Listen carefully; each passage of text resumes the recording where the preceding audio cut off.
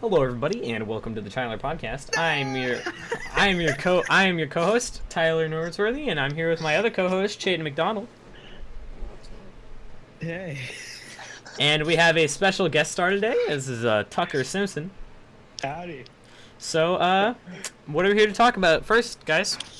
So on my list that I created that you've already seen that you're probably looking at. Yeah, right we have a document of things we want to talk about for one, so we're a little organized this time. We are gonna talk about a certain death that just occurred. I think 2 days ago. I know what you're talking about. Lil Peep. What are your guys' opinions on Lil Peep's? Quite honestly, death? I didn't even know who he was until people were posting about it. So I googled it, and all the news stories were talking about it. I knew who he was because I have friends who listen to him. I'm not gonna say their name. Tucker, don't say his name, but. I actually liked a few of his songs when I was like in that emo mood. Yeah, I like this song called Gym Class. I mean, it's always sad to lose someone. So, but anyway, Tucker, go on. Oh yeah. Sorry. I heard one of his songs, like one or two of his songs, like a while back, and then when he died, I heard his name come up. I was like, wait, I think I've heard that guy before. Yeah. But that's about all I know about him. Yeah, no, I'd actually never heard of him before. Do you guys know how he died? Yeah, he overdosed on Xanax, right? Yeah, no, well, he didn't mean to, cause Well, I just yeah, some girl laced it with fentanyl. Which Oh is like shit, 100 times really? Stronger than heroin. Yeah. God, so wow, I didn't know that. He didn't mean to kill himself. But, Really, wow. Yeah. Dang. I think the rumor just came out that he killed himself because of how. Well, I didn't think he committed suicide. I thought it was like an accident. Apparently, there's a video of it. Oh fuck! Of course there is. God, that's unfortunate. But yeah, pretty sad to lose him. Yeah. I mean, I wasn't a very big fan. I liked a few of his songs, but nothing I would go seek out. Yeah, unbearable, but it also like. I didn't listen to anything of his. Listening. Yeah. Yeah. So, that was Do we pretty want- short-lived. yeah. I don't think we Do can we wanna- venture any further. Yeah, with I don't know. substance or I just- There's nothing I have to say about it. Yeah, you're right. Okay, so let's do we want to talk about our favorite games? Sure. Are we talking about of all time? Yeah, let's Cool. go like from games we played this year, so they don't have to be released this year, but like games we played this year, and then games of all time. So, Alright, Tucker, so- since you're the guest, we'll let you. Yeah, you go first. So like my favorite game right now. Yeah, Just we games you've played. this Well, year. what's your like favorite game you've played this year? This year, let's see. I don't have a Switch, but I played one at Chayton's house, and those, I like everything I played. 1, 2 Switch, Mario Odyssey. I mean, I didn't even play that much Mario Odyssey on it, but that game was fun. Just like the 20 minutes we were messing around on it. Yeah, Cool. that's my favorite game of the year. Yeah. No, oh, okay. So Chayton, anything else? Oh, sorry. Go ahead, Tucker. I feel like even not playing it that much and having that much fun on it, I feel like if I played it, grinded on it, that would be my favorite game of all time, honestly. Wow, It's really? amazing. Yeah, it's Wow. so good. So Chayton, what were some of your favorite games you played this year? I liked Cuphead. I got Gary's Mod this year, even though it didn't come out this year. I Man, played it a lot. that's not an oldie, but that's kind of a while ago. Yeah, like me and a lot of friends during summer would play that game a lot, so I have a lot of good memories on that. Yep. Mario Odyssey, obviously. Mario Kart 8 Deluxe kind of sparked my interest in Mario Kart again, and Super Metroid are my favorite games I played this year. What about you, Tyler? So, I know this one, for anybody who's like my actual close friend, they're actually gonna know this already, but there's a game that I started playing last year, but I've still played probably multiple times this year, and that's Dishonored. I have 106 hours in that game, and probably at least 50 of that is this year, and then I played Dishonored 2 for like 60 hours this year. And then I played the DLC for Dishonored 2 for 5 hours. But then, other than that, I'd probably have to say Witcher 3, which I have played, which I have actually played like over 70 hours of this year. Only And 70? yeah, I haven't gotten the chance to play anymore, man. Cause like I played a lot over summer, and then school started, and I haven't had the opportunity to play it very much. I forgot my second favorite game this year. I don't know how I forgot this, but Sonic Mania. Oh yeah, how did you, Chayton? How many? Tell everybody how many hours you have in Sonic Mania. I have 200 hours on Sonic Mania. Oh my gosh, dude! One game. I don't know. I Shows how good it is. I have 800 hours in like 2 games on Steam, and then like 500, 400. But I don't know how you spend that much time in Sonic Mania. Yeah, I'm like trying to think of a game that everyone's played. For Like years, I've and I played. still don't have that many hours. I've played like 835 hours of Counter-Strike, 845 of Team Fortress 2, but like those are like online games where you're like constantly, you know, playing matches, not where you're literally playing like a linear game. It's really fun though. I know. I just come up with challenges like kill every enemy you can, or like kill every enemy. I do that with Mario Galaxy. If there was a time counter on the Wii, I would easily have over like close to 1,000 on Mario Galaxy. Jesus Christ, Shade. I played it a lot as a kid and as I was growing up. Same with Sunshine. Every Mario 64, Sunshine, Galaxy, Odyssey already has 67. So, and that's easily going up. I already bought everything with the purple coins. Jesus, how did you wait? Don't you have to get all of them in each area though? Yeah. Jesus Christ, Shade. I did it starting yesterday. Did you do it? Did you use a guide for that, or did you just No, I just kind of like ran around and did cool platforming stuff, and Did you have to Google like any of them? No, not really. I only had to Google one in the Lost Kingdom because I hate the Lost Kingdom. Yeah, I didn't like the Lost Kingdom very. Wait, Lost Kingdom's the one between New Donk, right? Right before New Donk. Yeah, the one. It's like I feel like I would have liked it more if it wasn't like it told me I was going to the best kingdom in the game, and then it threw me in some really weird. Yeah, I didn't like that either. Yeah, the music was kind of odd. Those kind of areas where the music is like, yeah, brown is a really good way to describe it. Yeah, no, those kind of areas just aren't appealing to me. Yeah, I love New Donk City and the Seaside Kingdom. Yeah, because like the thing about that kind of thing is like areas can be drab, but when like sometimes it's like they have to be stylistically drab, and that was like just like the color palette was really ugly. It's like brown and purple is kind of like the one color palette you kind of have to stay away from. Yeah, you either stay away from or you perfect it. Yeah, you have to do it like really, really well, or you have to stay away from it.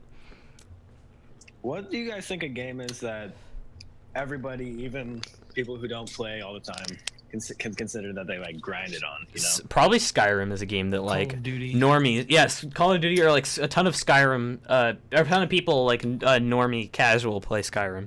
Yeah, or even like what I was thinking, Wii Sports.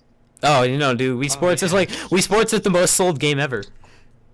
Yeah, because it's sold with the Wii. Even though PS2 was the best-selling console of all time, I think. Yeah, but it's because it sold with the Wii, and then people also bought extra copies of it. And PS2. And PS2 didn't as a DVD player as well. Yeah. Yeah. So now let's move to the favorite games of all time. Okay. Yeah. Favorite games of all time. Choose three. Your top 3 in order. What? In order. I'd probably let's see. I actually need to think about this for a second. So you go ahead, Tucker, if you think you know. I just think about it too. Chayton, do you have yours on? No. Okay. Here, let's all name our number 3. Okay. I don't know yet. That's actually the one I have to kind of look for real quick. Number 3. You know, I think it would be. This is hard. Chayton asking the provoking questions. I think I would say. Oh yeah, I think I know. I think I'd have to put. Actually, I don't know what 3 would be. I already know what 1 and 2 are. Man, this is tough. I think Smash Bros. 4. If we're going off of game, like how good and how well made the game. Well, I mean, how I'm kind of thinking about it is like, even if I like a game more than another game, I'm trying to think like I'm thinking about this in a way of like, if you could only ever play 3 games for the rest of your life, what would they be?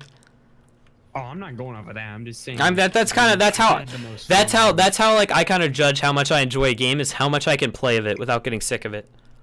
Yeah, Smash Brothers 4 is up there just because like I play it so much with my friends and stuff like that.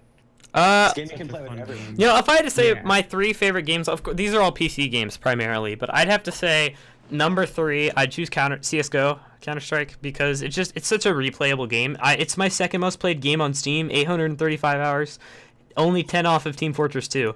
So I want to have it beat it. But then second, I'd probably say Dishonored, which is a single-player game that I have 106 hours in because I beat it 11 times. Oh my gosh. Very good How game. long did that take? How many years? Or... No, less than a year. I beat it 11 times. The campaign's probably less than 10, like 8, 9 hours. And that and then number 1 game that I'd say is like my favorite game of all time, and plus the game, if I could only play one game for the rest of my life, it would be The Witcher 3.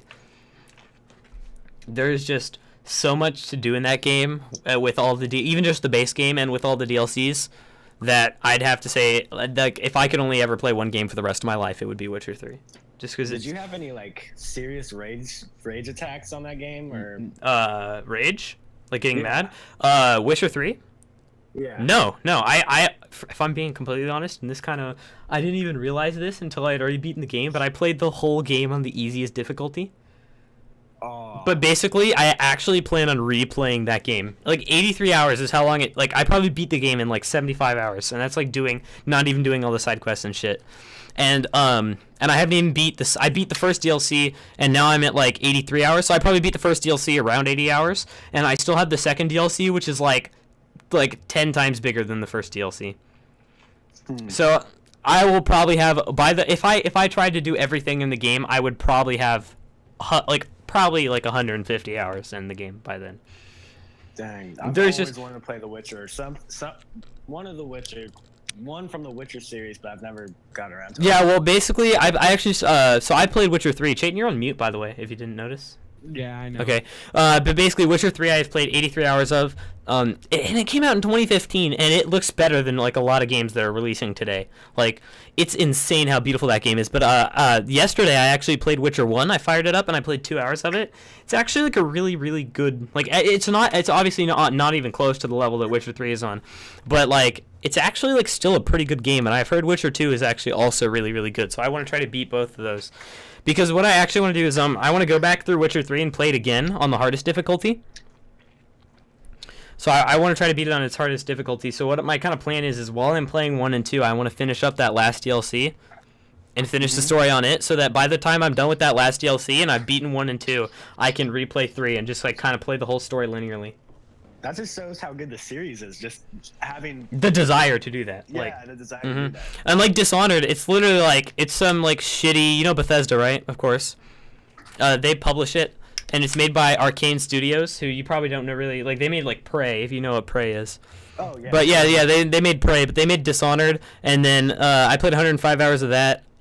Dishonored 2, which I played 60 hours of, and then they released the DLC for Dishonored 2 as its own game, and I played 5 hours of that, and that came out in like September, so I haven't even really, I don't know, I wasn't very impressed, quite honestly, being like a huge fucking fan of the franchise.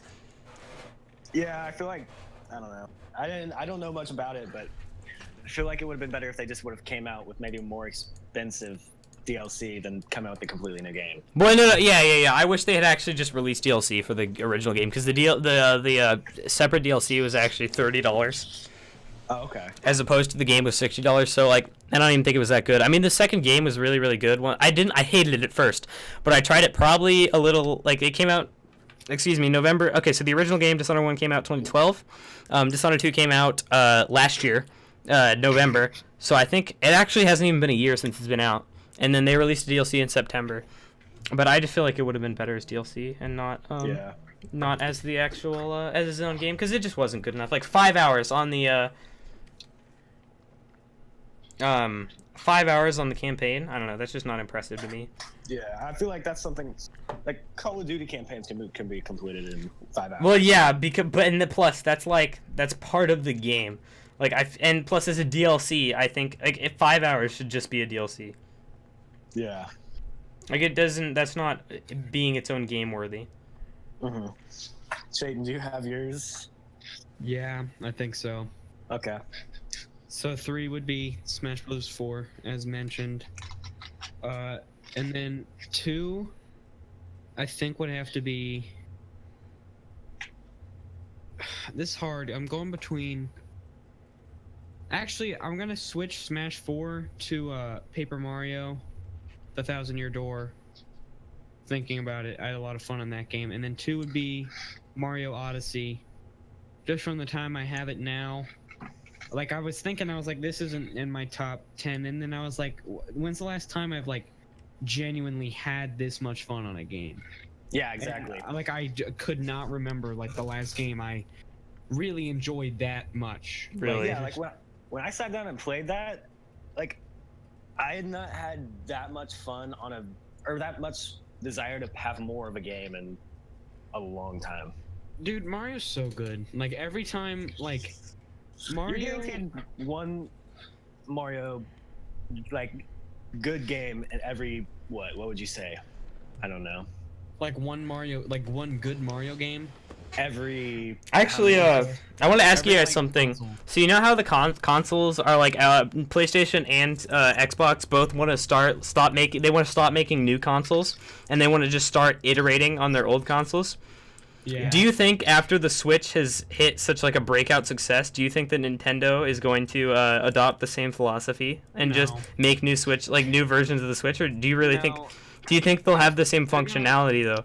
Because you gotta remember. Same functionality, but Nintendo. Okay, take this as an example. Nintendo does not know how to follow PS4 or Xbox at all. Well, no, that's not what I mean. Add friends through like a 24-digit friend code.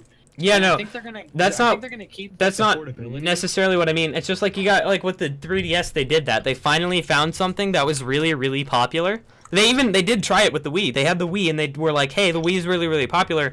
Let's make a new Wii, but let's try to innovate on it. And that didn't work out. So now, now they made the Switch, and I think this is such a breakout success. It's more successful than the Wii was. So I think they might actually try to just make new Switches. They still innovate, because you know that's Nintendo's whole thing is, hey, let's be different, let's innovate. I think they might just, that's their whole shtick is like let's just improve. And on the gaming, let's change the gaming industry is their idea. Yeah. And they do. Like every single Mario game that like comes out like blows everything out of the water, and everything tries to follow that game. Like take Mario 64, the first major 3D platformer. I wouldn't say Sunshine, honestly. Sunshine didn't innovate as much as like Mario Galaxy did. It really like changed the scope for how a 3D platformer should be made. Yeah. And now Odyssey's doing the same thing for a collectathon, and like I don't know, Mario is definitely the best franchise that Nintendo has. Yeah, and I think Nintendo's the best in the industry about being creative, but at the same time, they definitely are, but there's also, you have to realize, every game every console out right now has had busts, and I mean, they have hardships with Mario games, along with like other. What would you consider something they've had a bust on? Fucking Wii U. The whole Wii U. The whole Wii, everything about the Wii U is just absolute Wii U, garbage. like literally, okay, so on like the stock. No, wait, gotta remember, it had Smash 4. And Splatoon, didn't it? Yeah, but I didn't like Splatoon. I like the game, but like what it did for now they have Splatoon 2. Yeah, so basically what happened was like it was so bad that it got them like removed off of the like big corporations and swapped out for Colgate. The toothpaste company. My dad used to work for Colgate. Yeah, Colgate was making more money than Nintendo was. Oh my gosh. So and then the Switch comes around. Now they're like top of their game. Yeah, but it's because the fucking gamepad was so ass. They were like, you can turn off the TV and play in the gamepad, but like the thing is that third-party developers didn't know how to make a game for that. I've always felt as like the Wii U was like the prototype to the Switch. Yeah. Well, yeah, they kind of did turn the Wii into the Switch. You know, the motion controls, and then with the gamepad, they turned that into like the system is the gamepad, but it plugs into your TV instead. Yeah, because like with the Wii U gamepad, I can't even go to my bed without it like disconnecting. Yeah, it's like they kind of advertised it as like something portable, but like it's really not. It's just a clunky ass controller. Yeah, I know one thing. Oh, sorry. Go ahead, Tucker. No, sorry. No, go ahead. Honest, it looks like a leap pad. You guys remember what leap pad? Oh my god, it does look like a leap pad. I mean, I've always looked at it, I'm like, wait a second, that oh my has to god. be some sort of educational device. Yeah. But yeah, what I was gonna say is one good thing I know that came out of the Wii U gamepad is Legend of Zelda Wind Waker runners. They the version of the game they actually prefer to run on the Wii U version because they play it with the gamepad because you can use your inventory on the gamepad without having to actually open your inventory. Yeah, but I think the perfect use of the gamepad functionality was Mario Maker. That was like the best thing to do. I really hope they make a Mario Maker for Switch because I didn't get Mario Maker for Wii U. I don't know how that would work though, because like you don't if you take it off, then you have to like look at the touchscreen to push. Like, I don't know. They could do it. They're fucking Nintendo. They can do whatever the hell they want. Nintendo would find a way, I feel like. Of course they would. There's no dedicated stylist. Yeah, but Nintendo still has its issues. Like, can we talk about their fucking voice chat on Nintendo Switch? Marketing. Or their marketing isn't very good? Their marketing's horrible. Like, dude, I know that Sonic is not good anymore, but like their marketing in the 90s was insane. Oh, no, Nintendo's marketing was really good. Yeah, but Sega's marketing literally got them, like, made Nintendo have to give up some of the market share because like of how good they marketed Sonic as like that dude with the toad, and I feel like that like hurt them in the long run because they couldn't keep Sonic cool. Like, it was seen as like cringy after a certain point. Yeah, it kind of became a meme. Yeah, but like Sonic's like that meme character now. They've always had that like kind of fan base that will always play no matter what. Yeah, Chayton, do you think Sonic Force is out yet? Yeah, it's the. Have you played it? Definitely a 7 out of 10. It's the most mediocre game I've ever played. Really?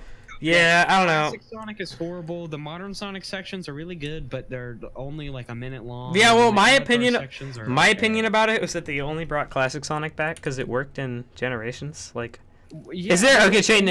Is there a good plot reason as to why they needed to put what is that? It's not a good plot reason, it's a plot reason though. What is it? In the end of the true Sonic main. Okay, so the whole game revolves around this thing called the Phantom Ruby. Yeah, okay. And that like debuts in Sonic Mania as like the whole like calamity thing that's like causing everything to happen. So like it's like in the true ending, spoilers, in the true ending of Sonic Mania. Okay, spoilers for Sonic Mania True Ending. Just heads up. If you beat the game with Super Sonic on the true final boss, you get sucked into a portal with the Phantom Ruby, and in Forces, that's Mania Sonic. That's Sonic from Sonic Mania. Oh, really? Sonic really? Forces, That's actually kind of cool. But it's cool, but I hate it. It like you cannot go from Mania to like Forces and like expect to have a fluid game. Yeah, but like that's a really dumb way to do it too, because like it's like you know what they could have done? What? Put modern Sonic in 2D. I know it's a really tough. I hate that. No. Why you don't like the modern Sonic style just in a 2D? I just mean like. Literally have the same sections, but instead of the classic Sonic model, just have the modern Sonic model. Yeah, I would appreciate that, but I want strictly 3D stages. Like, Sega has not made, except for Sonic Colors, which they haven't even had like a repeat success. Sonic Colors was so good. Sonic Colors was really good because it didn't have a gameplay gimmick. It had the wisps, but it worked in really well. Yeah. And then we went to Generations, which made the modern Sonic formula better. But then you had classic Sonic. You know what pisses me off is that in all of the like almost every single prior Sonic game they've put wisps in, which I feel is unnecessary because it's just I like it. I don't like it either because I mean, wait, you don't like it or you do like it? I don't like it because it's like it worked in Colors, but like they just do it to add new power-ups to the power-ups. I don't like it in like Lost World. I think it was stupid there, but like I like it as the boost mechanic now. So it's not like rings. I feel like Unleashed is the most slept-on Sonic game. I liked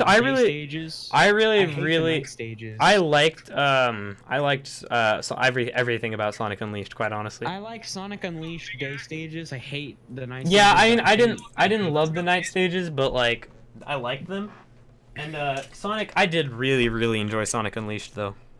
Yeah, and the thing is that like they were back on their feet after like because Sonic 06 kind of like. Oh Jesus Christ! We don't. Yeah. That wasn't a real Sonic game. And Sonic. That was just a nightmare that the whole world had. And Sonic Unleashed came back. Chayton, you cut out. Tucker, you heard? Hello, Tucker? Yeah, I'm here. Okay, just making sure it was Chayton. Okay, Chayton, sorry, I heard Sonic Unleashed came back.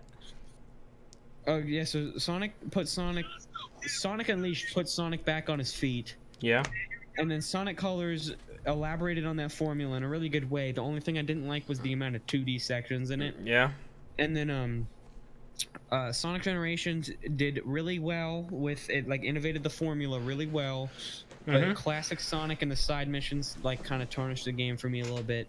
And then Forces not only brings back Classic Sonic for no reason, it also puts an avatar in the game that's completely pointless. I think the avatar is the most retarded fan service thing in the world. It's so fun to customize, but like the levels with it are so stupid. Yeah, like, and they're actually that's all I've heard is that it's just another Sonic game. It's like the most it's like better than Sonic 06. Like any game would be better than Sonic 06. But yeah, but I feel like I would have liked the game more if Mania didn't come out this year. Because Mania like set the bar so high for like what a Sonic I mean, game at least they managed to make a really good 2D Sonic. Like, when was the last 2D Sonic game they made? When was the last 3.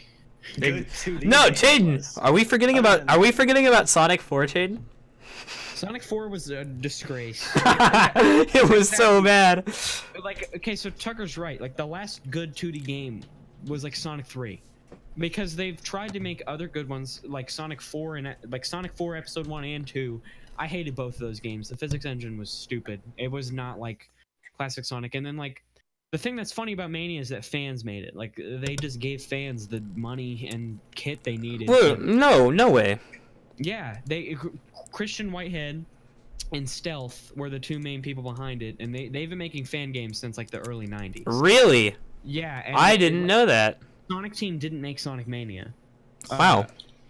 Christian Whitehead and Headcanon. Aren't they credited though? Aren't they credited at the beginning of the game? Really? Really? Yeah. I thought they were credited at the beginning of the game. No, it's all fans that did this, and the music is amazing. It was done by T. Lopes. He's so good, and like it just everything about that game is amazing. It's like a love letter to the game, and then to Sonic as a whole. If only, I think they should just try to make a Sonic. Quite honestly, I don't think it would hurt them to make a Sonic Colors 2 and just try to do the same thing. I don't know, because I like the idea of a new Sonic game, and the reason why I like Sonic Colors so much is because it innovated on locations as well. I mean, yeah, it was a. I think that they just need to stick to something safe, and that doesn't include like classic Sonic. I think they just need to stick to something safe, a modern Sonic game, because like normally I don't like companies who find something that works and just stick with it, because that's how we birthed Call of Duty. But I think it wouldn't. I think it'd be a good reminder to Sonic Team if they just tried to make a Sonic Colors 2 and just try to make it. Do you think that it would be a good idea to keep the basics, but also add some new things and build upon colors? Yeah, rather than just try to build upon colors. Stop. They just keep trying to make something new and cool, but they need to fucking worry about getting their games down first. Like Sonic Team saw Sonic Generations because it was so well received, because it brought classic Sonic back, because we haven't seen him in like years. But like when you bring him back again, it loses that. Yeah, it lost the value. Well, yeah, but they needed a new 2D Sonic game that wasn't fucking the failure that was Sonic 4. And it was like amazing. Like Mania was my second favorite game of the year. It was amazing.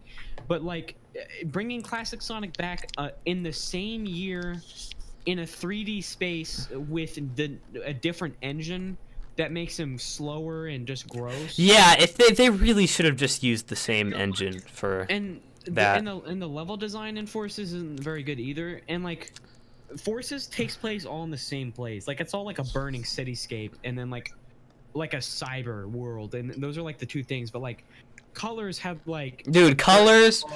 Chayton, I'm like honestly just talking about Sonic Colors makes me want to play Sonic Colors again. Like that's how I beat that game like once, but I have such fond memories of playing that game that I want to go back and play it again because it was just so good. And for the first time, I feel like Sonic did not have that good of a soundtrack in Sonic Forces. Yeah, Tucker, did you play Sonic Forces? Or not Sonic Forces, Sonic Colors? I played it a few times. I never really bought it. But yeah, it's just played Unleashed though. He has Unleashed, and he likes that game. Yeah, I enjoyed Unleashed. Honestly, it was better than fucking Forces. It was something different. Yeah, it was something different, but like it wasn't too far away from Sonic, in my opinion. Yeah, but the thing was that like they like pretty much made the game inadvertently worse because they added. I think it was a bad idea to add the Werehog coming back because they already had the Sonic 06, and trying to innovate with a new gameplay style after like everybody hated Sonic. Yeah. I don't think was a very good idea. Like if they would have just had the day stages, I feel like Sonic would be. Quite honestly, better. Sonic 06, if it just hadn't been so buggy, actually wouldn't have been that bad of a game. Like, there was nothing really wrong with it other than the fact that anytime you tried to play it, everything fucked up. Like, most of the time where something was wrong with it, yeah. I mean, the story wasn't great. Obviously, it was pretty bestiality in the story. It was weird, but like it was nothing that made it a terrible game. Like it would have been accepted. It would have been accepted as a good game if Microsoft hadn't been all like, "Hey, get that game out." Yeah, and it's like stupid. Like they're scared to go back to the adventure formula because of that. Because well, and it's even worse of a thing because they didn't even. It wasn't titled Sonic 06. It was titled Sonic the Hedgehog. They were trying to rebrand themselves. 3. Yeah, because they're trying to do like a soft reboot of the series. Quite honestly, that I'm really upset too because that had one of my favorite Sonic characters. Silver came from that game. Really cool. That he is my favorite Sonic character, and it's really upsetting to me that that's the game he was introduced in because he was such a fucking pile of shit. I don't know. Forces is like quite the like half and half game because the modern Sonic, it's been like innovated, and I don't like that they removed drifting, but that's the only. Oh, they removed drifting. Yeah, it's now everything is a quick step now, which I don't like. Oh, really? I like drifting a lot. Yeah, I like I said, Unleashed is day stages alone would be my favorite modern Sonic game, but because it has the Werehogs. Really, more than colors? Yeah, no. Honestly, Sonic Colors did locations really well, and that's one of the other reasons I think they could make a good second Sonic Colors game because they could just Eggman built another theme park. Like it's really they could make it's such an easy formula to do as opposed to like because anytime they try to do anything else, it's like it's hard to innovate on that. You know, it's hard to like writing, it's hard to write a story. Yeah, go ahead, Tucker. Let me build on what you were saying, Tyler, like about colors. Would it be a good idea to make a completely new game, take something from Colors that was kind of similar, and just make that into a series instead of making a second? No, I don't know if they should make it into a series. I mean, think they should. I think they could, but or personally, a completely new series, not Colors. I think I think if they just fucking took Colors and just slightly innovated on it every time, I think they could make a new modern Sonic series that that people didn't hate. But I'm just saying, like, the thing about Colors is that every other Sonic game they've written, they haven't had a good reason, you know, to have various stages. Fucking Sonic Lost World was just like, hey, it takes place in some other dimension or something. I hate Sonic Lost World because they had a good thing going with like Generations and Colors, and then they tried to do a soft reboot again. They had like some weird like I don't know why they keep trying to reboot their game. Every time they do well, they reboot it, and I don't understand why. Yeah, that's why I'm scared because I think the next Sonic game might be a reboot. Now, because after Forces, it didn't get very good reviews. It got like 5 out of 10, so they might try to do a reboot, even though everybody agrees that Boost is how Sonic should be. Like the Boost formula is how it should be. Even though I like the Boost formula, honestly. Wait, what game? Fucking Unleashed introduced boosting, right? Yeah, because 06 bombed so bad, they introduced boosting, which came from Sonic Rush. But, yeah, I mean it's a good feature. I just think if they redid. Not redid, but I think Sonic Colors, like making Sonic Colors 2, or literally like name it something else. Wisps, have them be on like the different theme park planets or just different Sonic Galaxy. I don't care. Just give me a good reason that Sonic can be in more locations than just Drab City or wherever. Because that's like one of their big issues. They're so bad at writing in reasons to have different areas. And they're bad at writing a story now, like, because I like Color Story because, like, it was witty and it was pretty self-aware, but, like, how Forces did it is it made itself, like, they did a pretty good attempt at trying to write, like, a dark story, but they did it so bad. Like, do you know why, like, the main bad guy in Forces is, like, bad? Why? It's because Shadow beat the shit out of him, and, like, that's it. He beat him up once, and then he got the Phantom Ruby and tried to kill everyone with it. That's the only reason. Yeah, wow. I think by far the best, or not by far, I take that back. In my opinion, the best storyline for Sonic was Sonic DX on the GameCube. I love. Oh my god, that game's so good. I've never got to play Sonic DX. Oh wait, no. I've played Sonic Adventure. I own Sonic Adventure 2 on Steam. I still haven't played it. Very much. Sonic Adventure 2 Beautiful. and Sonic Adventure 1, like they did a pretty okay attempt at a serious story, and I think Forces was trying to go back to that with like a pretty serious story, but they were so serious about it. Like Adventure would have occasional jokes and like goofs, but Forces like is anti-goof. Like there's no jokes. Yeah, you can't really do that. You gotta and, like they built up Sonic as like this smart ass, but like they take that away, and now he's like, friendship and will is all that I feel like having a matters. little bit of grit to characters makes it more deeper storyline, I guess you could say. I think they just need to fucking just make another Colors game. That's all I have to say about it. Is just make another Colors game. Yeah, Nintendo. Colors did really well, and like in the critics. They need to. I think especially I think they just need to focus on their game not sucking ass. I think their story, at least for one game, I think their story can be mediocre as long as the gameplay doesn't suck. Here's a good example. Sonic Mania had zero story. And I mean, it's the highest reviewed Sonic game ever. And yeah, it it's does like not have a good story. Yeah, it's like honestly, the thing is that if your story is at least passable, if your gameplay is really good, you know, it's passable. Like if your gameplay isn't good, your story can be mediocre. Or if your gameplay, fuck, dude, I suck at English. If your gameplay is really good, I think you can pass with a mediocre story. Yeah. Okay, that was a really long conversation for my number 2 game. I feel like we're up to. I forgot about that topic. We're at 37 minutes right now, and we've gotten through two of 5 conversation topics. Okay, I'm gonna go really fast. Number 1 game was Mario Galaxy. Tucker, what's your number 3 games? We won't elaborate on them and go off for 20 minutes about Sonic. Okay, my number 3 game is definitely Mario Super Sluggers. I don't know. Dude, I fucking loved Mario Super Sluggers. I don't know why, it's so good. I don't even know, man. I probably spent 100 hours in that game. Oh my god. Okay, fuck off. We need to stop talking about Mario Super Sluggers. Okay, number two. What is your number? No, I already said all mine. What's your number 2? Oh my gosh, I've completely lost my train of thought. Okay, never mind. I remember it all now. Okay, my number 2 game. This is gonna sound dumb as hell, but for the experiences I had on it, I'm gonna have to go with Black Ops 2. Yeah, I agree.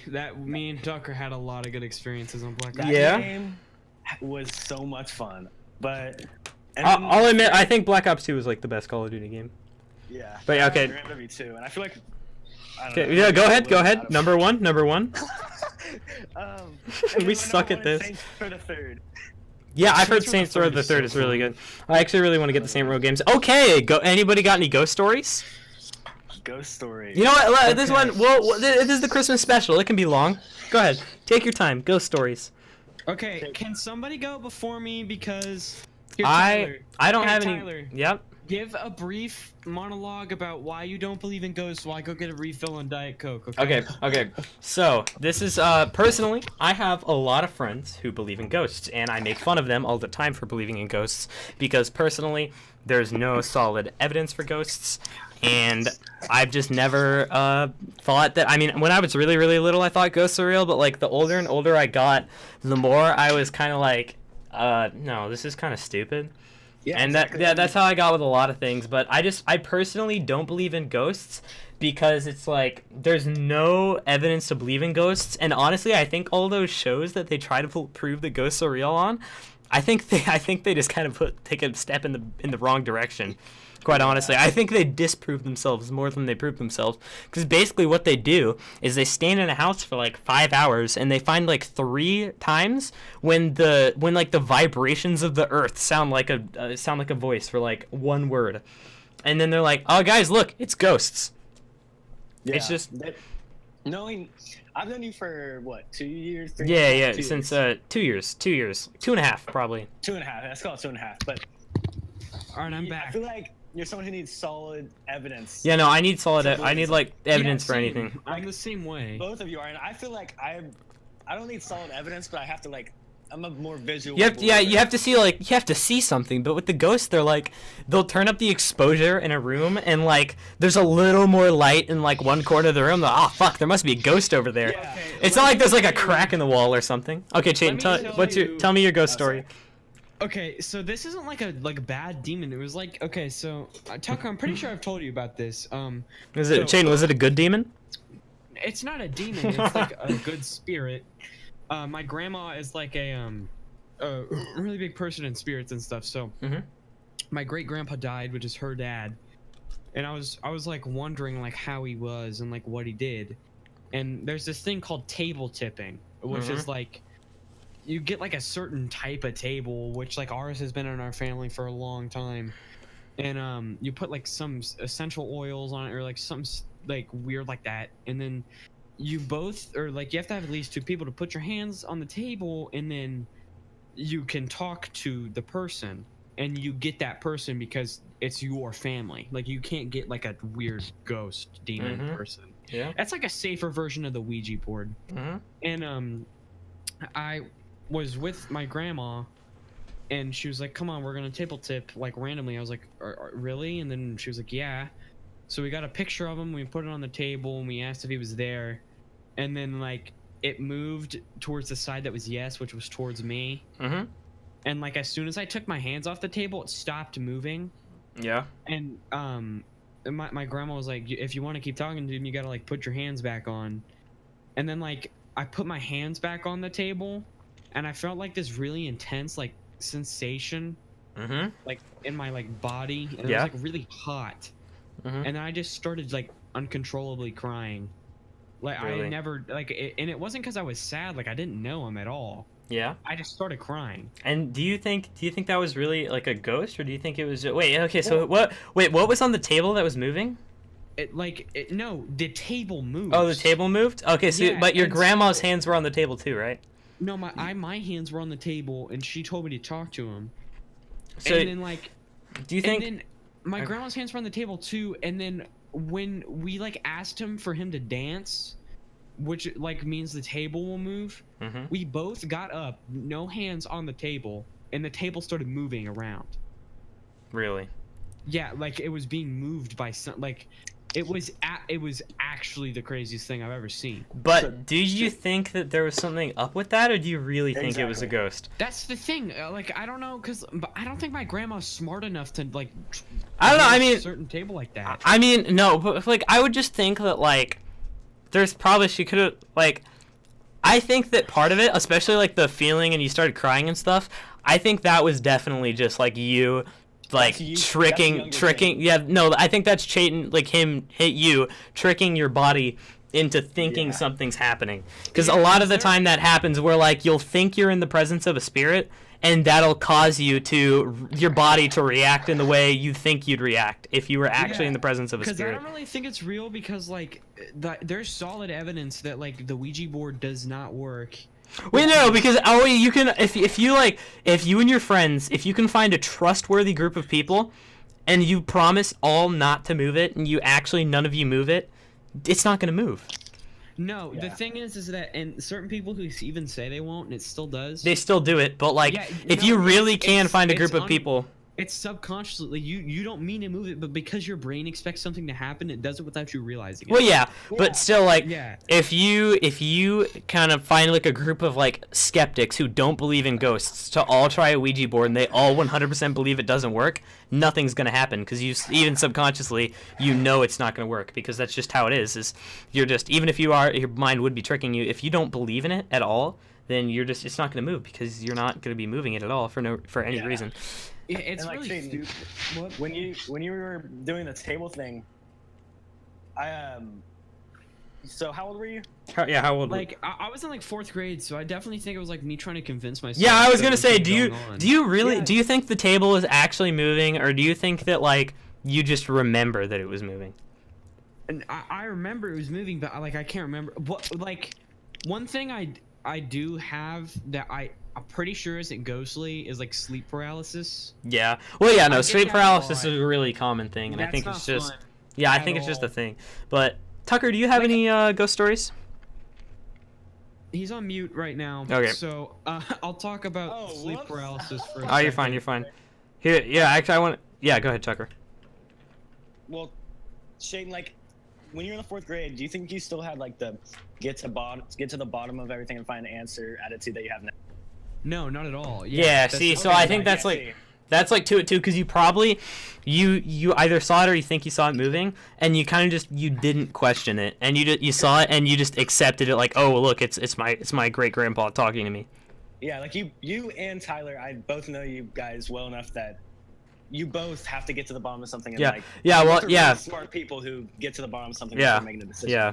But like I think even like at that age I was a little skeptical. Definitely not as much now, but like I think something like that I also would have had the same reaction. But I've never had a ghostly experience in my life. I've never ever had like an experience with where I think something supernatural is going on.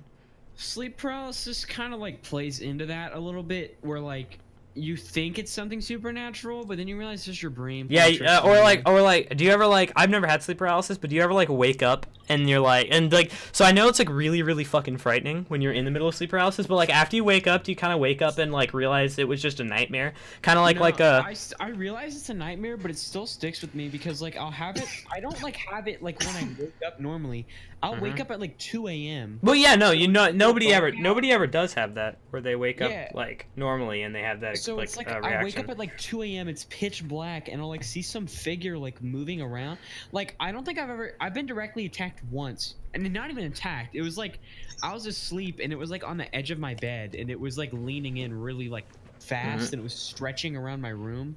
Oh yeah. And then the other one I had was like just a cowboy, and he just came into my room and like just stared at me, and like when I was trying to talk to him. He like every time I would try to talk, even though I couldn't, he would like take a step towards me, and then I eventually closed my eyes and I opened them, and there was just boots, like there's nobody else. And then when I closed my eyes again and opened them, there was nothing there, and then I was able to like move around. What does that feel like? Sleep paralysis. It literally feels like you're dreaming, but you know it's real because you know you woke up. Yeah. Like I was having a dream that I was like chased by something or something, and then I wake up and then I like look around, and the thing I always do is I try to look at my hand because I've like the things I've read is that your hands, if they don't have 5 fingers. Oh, Chayton, you cut out. Here, I'll tell you when you're back in. Okay, no, that was Tucker. Well, here while he's getting connected.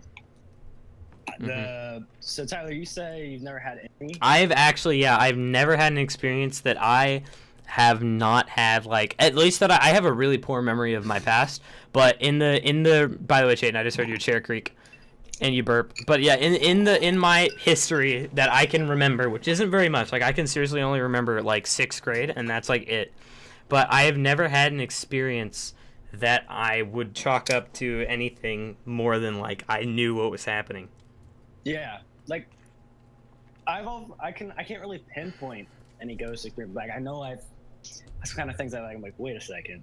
Yeah, like the things I think about is like I'll be like staying in like a family member's house, and then I'll like hear like some weird noise, like a running on like. But yeah, you gotta remember, it's like how old are those family members' houses though? Or I'm like what's more likely to happen? Like the house is just settling, or there's a fucking little demon boy running around in the attic. Or like the fucking fridge is making ice, or like there's a demon like loaded. Yo, yeah, exactly. Is Satan in the attic like knitting, or is the refrigerator making some ice? Like what's more likely here? Yeah, I always think about like, if there's a logical solution, and like I don't know, like horror movies, I'm more scared by entities because, not entities. Like, I don't know how to describe it. I'm not scared by logical situations most of the time because there's no way we can avoid it at this point. But like, if it's like some big mass of like dark energy, that scares me more than like a murderer. Yeah. Most of the time. Yeah, I don't know. It's something like ghosts are terrifying to me. Like but I don't think ghosts are real. But like if I did think ghosts were real, I would be horrified. There's nothing you can do to stop them. Exactly. They're there, and there's nothing you can do about it. Yeah, and that freaks the shit out of me. Like dying, though, you know how dying is just like you can't avoid it. That doesn't really scare me, but like because like that's a different kind of you can't do anything about it.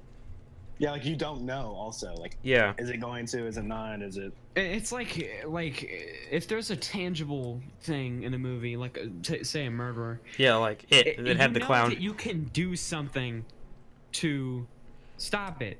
Mm-hmm. But if it's like a ghost or a demon, like you literally cannot because they're a ghost or a demon. Being. Yeah, they're like stronger. They're a higher level of consciousness.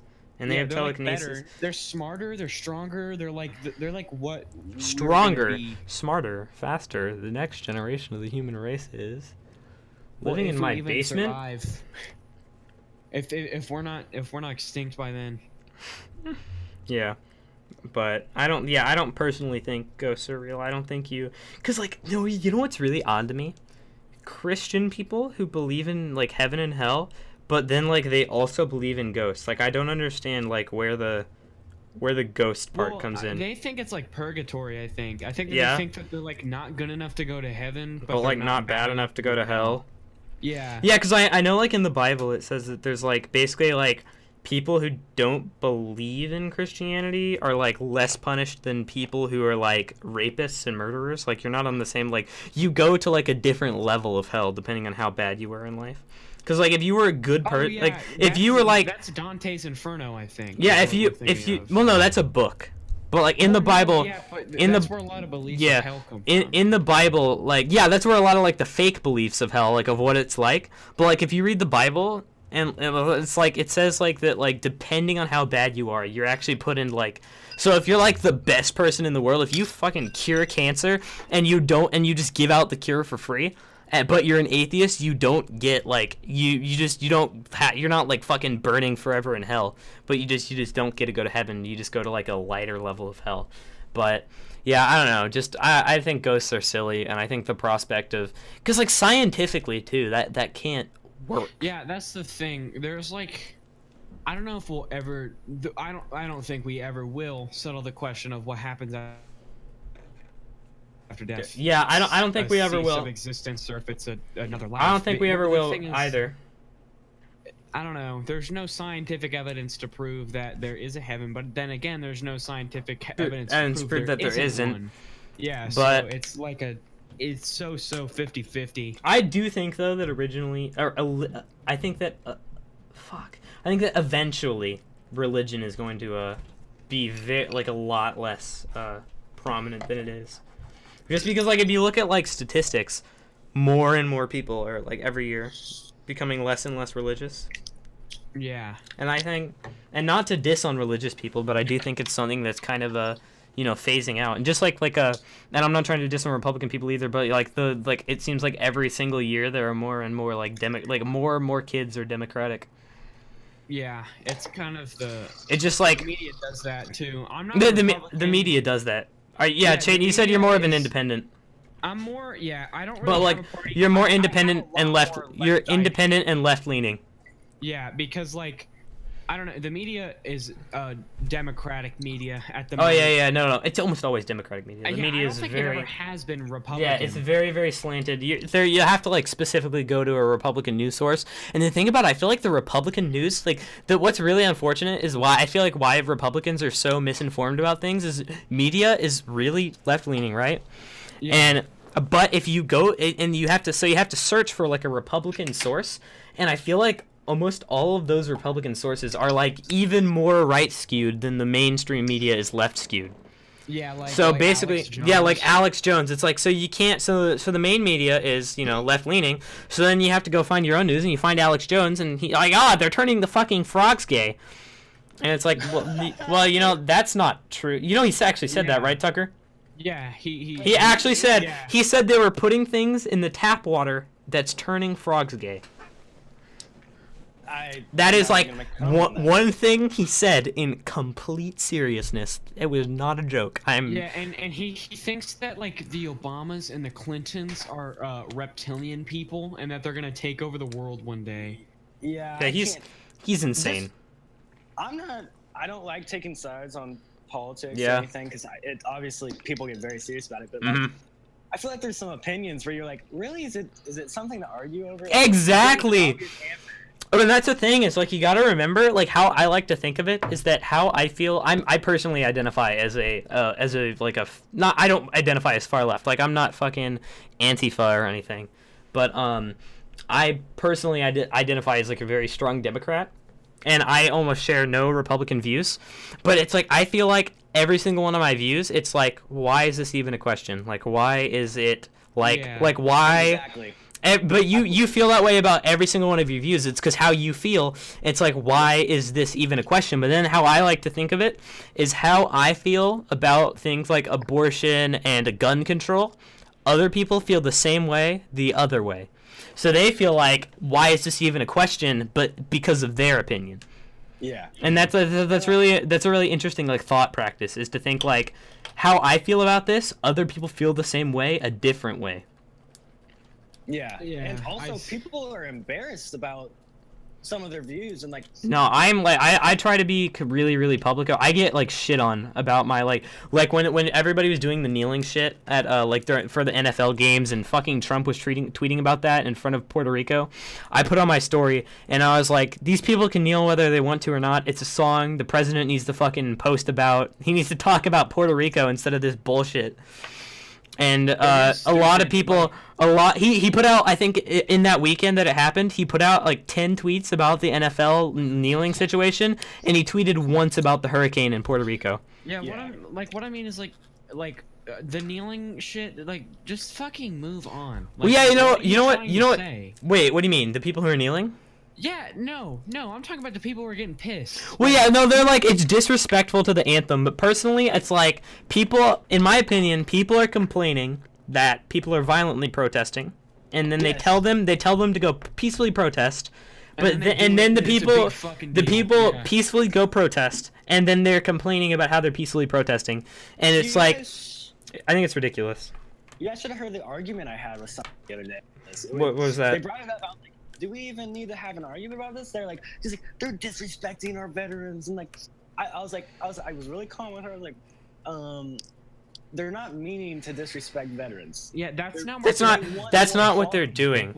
They just want, and it's especially you see in a lot in like black sports players more that are kneeling, because that's what the whole kneeling thing is about, is to protest racial inequality. It's a real thing. It's not like they're kneeling over anything. Oh my god, I watched this video the other day. It was like it was a Republican and a Democrat arguing, and this guy is like, yeah, well, I think everybody's a little racist. Like whites, blacks, I think everybody's just a little racist against everybody. And he's like, I think that everybody's equal in America. And he's also like, I think that white privilege doesn't exist. And it's like, buddy, I think white privilege exists. Yeah, white privilege does exist. It's like, I think if you're born a white male, you're like, you have an advantage over female. Yeah, like if you are a straight white male, you have a huge advantage over a gay black woman. Like, yeah, dude, being a gay black woman is probably the like hardest thing you could possibly. And then like imagine if you're disabled too. Like a disabled gay black woman is literally like like you are born at such a disadvantage. And I actually was talking with my dad about this. I said he doesn't like to use the word disadvantage, but I think you're at a societal disadvantage if you were born that way, and not because it's right, not because you're lesser, but because of how we've been, because of how humans have treated people for years is how that's become, and it's very unfortunate. It's terrible. And we're all the same. That's disgusting. We're all the same. Yeah, we're literally just human. Like literally, like I didn't realize this for a long time, but you're the like most like really dark African Americans are that way because they like Africa is like up northern Africa is literally on the equator, which means it's hotter, which means their skin is darker, so they have more melanin that they can absorb more heat without getting burned. Yeah. And that's why darker skin exists, is because of that. But of course, what's actually kind of promising is that with how fast the human race is spreading, in probably only like a few centuries, we'll have humans will pretty much mostly be the same color and all look the same. In just like a not a few centuries, but like probably like a millennia or so, all humans will have breeded to look like really, really similar. Well, I don't know if that's gonna happen because like I don't really know how long we're gonna last. Well, yeah, because we could definitely. I think we're probably gonna. I don't know. The further I go on in life, and I know I'm very young, but like the more and more I live, and the more I see like the political situation we're in the world, I wonder if we're going to be killed by like some. Like global warming, by nuclear holocaust. We're gonna use up all our resources, or like Tucker just said, we're gonna be killed by a disease. Yeah, I think we're gonna get hit by some disease. Well, what I'm trying to say is, I wonder if we are going to be the demise of ourselves, or if we are going to, or if we're going to be taken out in an inevitable way. So are we going to be taken out by the destruction? I don't think we'll make it we won't obviously make it to the end of the universe, because the sun won't make it to the end of the universe, but I wonder if we'll make it to the end of our sun.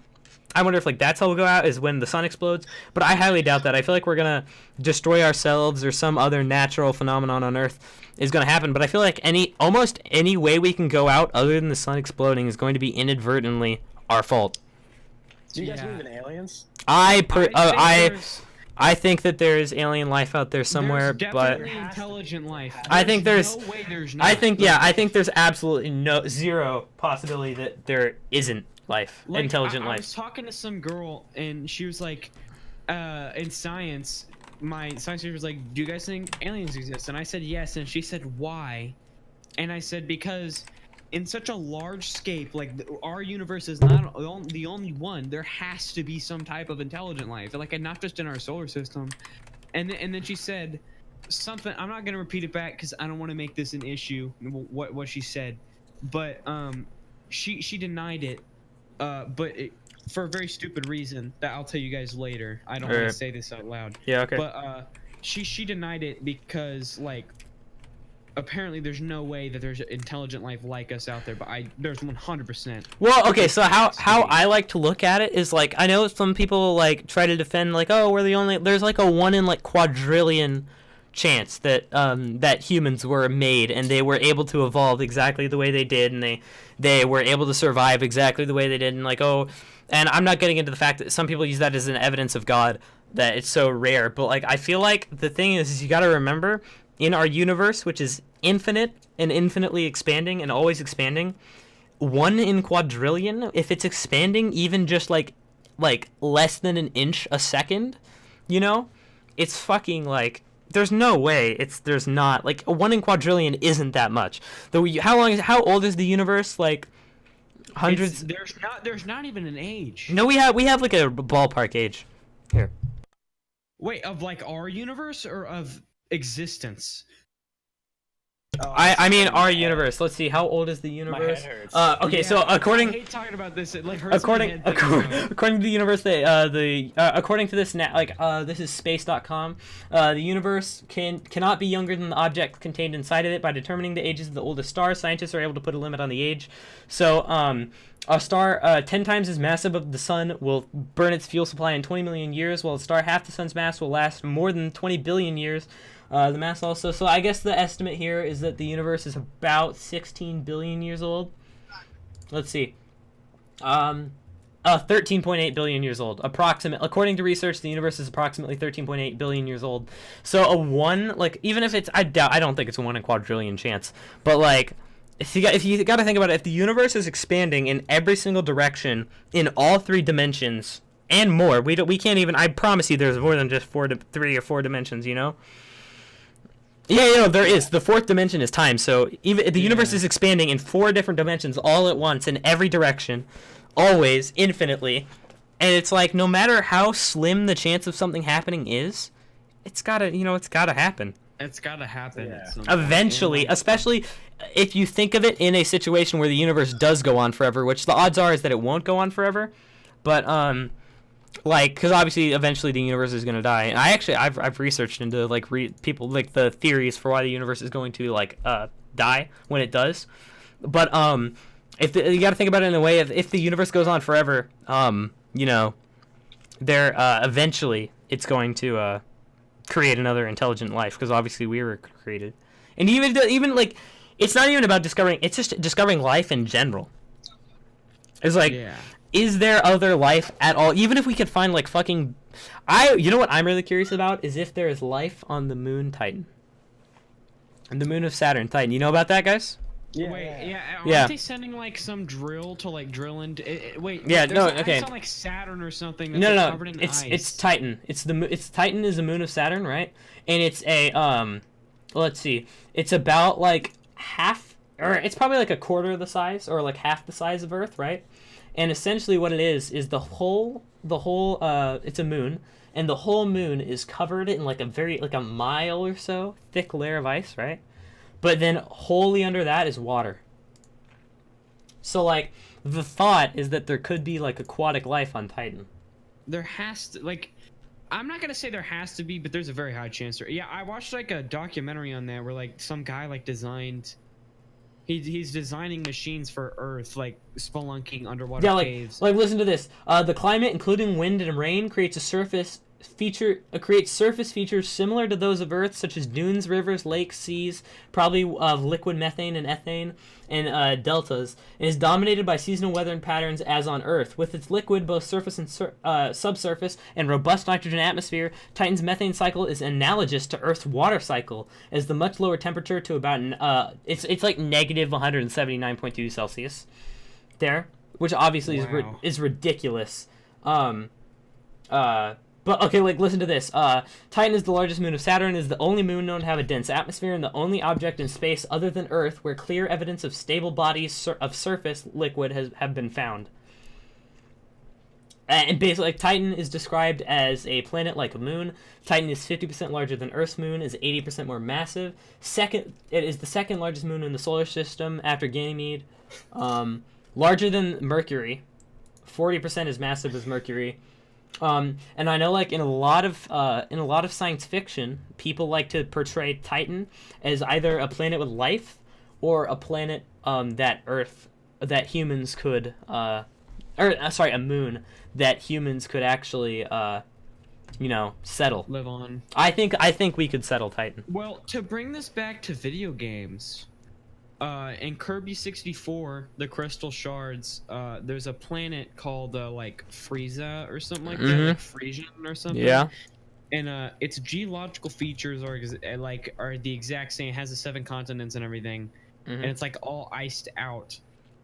Just to kind of bring that back to video games, and I think that one of our demises could be either extreme heat or extreme cold.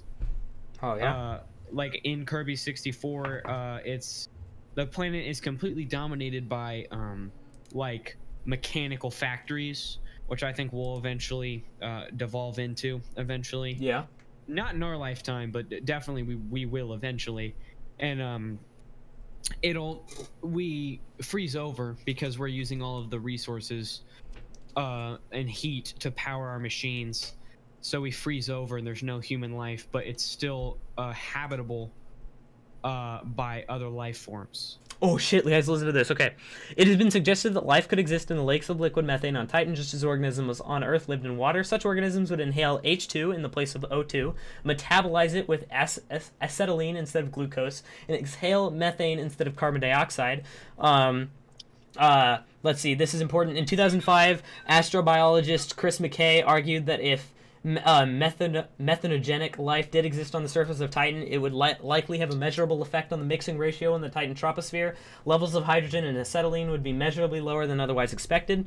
In 2010, Daryl Strobel from Johns Hopkins University identified a greater abundance of molecular hydrogen in the upper atmospheric layers of Titan compared to the lower layers, arguing for a downward flow at a rate of roughly 10 to the 28th molecules per second and disappearance of hydrogen near Titan's surface. As Strobel noted, his findings were in line with the effects of McKay had predicted if methanogenic life forms were present. The same year, another study showed low levels of acetylene on Titan's surface, which were interpreted by McKay as consistent with the hypothesis of organisms consuming hydrocarbons. Let's see. And then apparently methane-based life forms are only hypothetical. Well.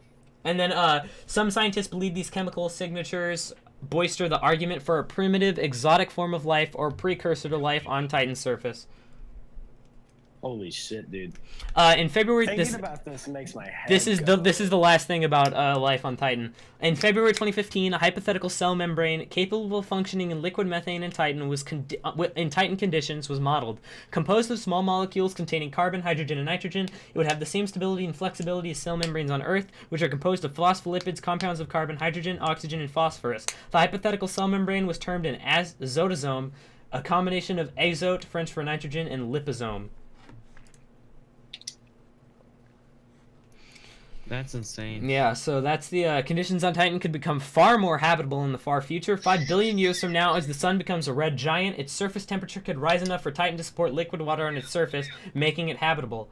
As the sun's ultraviolet output decreases, the haze in Titan's upper atmosphere will be depleted, lessening the anti-greenhouse effect on the surface and enabling the greenhouse created by atmospheric methane to play a far greater role. These conditions together could create a habitable environment and could persist for several 100 million years. This is proposed to have been a sufficient time for simple life to spawn on Earth, though the presence of ammonia on Titan would cause chemical reactions to proceed more slowly. So essentially, eventually they think that ammonia... they think that before the sun dies, and as Earth becomes inhabitable, they think that Titan conditions could become habitable for us as opposed to Earth. Wait, but eventually, wouldn't the ammonia on Titan eventually fade out as well? So I mean, sort of. Like, it would, but, like, I'm sure it's more complicated than that. But I think we should probably tie things up. I think we're running at an hour and 11 minutes. So, closing remarks? We only got through 3 bullet points. Yeah, okay, so we all said school stories and Game of the Year on there, but maybe we'll talk about that another time. I'd definitely like to have Tucker on the podcast again, though. Yeah, this is fun, dude. I think it should be a mainstay. Yeah, Tucker, do you want to be the third co-host of the Chyler podcast? I would love to. We can change the name to the Chyler podcast with Tucker. Yeah, let's do that. Okay. That'd be sick. Well, Tucker, welcome to the podcast crew. Gnarly. And thank you guys for watching the Chyler podcast with Tucker, Tyler, and Chayton. We will see you in the next recording, and it was fun talking to you guys about Sonic, favorite games, politics, Titan, and more. And one more thing, guys. Merry Christmas. And a Happy New Year. Kwanzaa, Hanukkah, Oh yeah, whatever. Happy Hanukkah, Happy Kwanzaa, Whatever the hell you celebrate. Happy You don't holidays. celebrate. Happy holidays and a Happy New Year. Yeah, whatever you celebrate. Make up something. Make up a holiday. It's whatever. If you're a Jehovah's Witness, have fun being a lame-o. Oh fuck. That's offensive shit. That's what? What? What? See you later, guys. Bye-bye.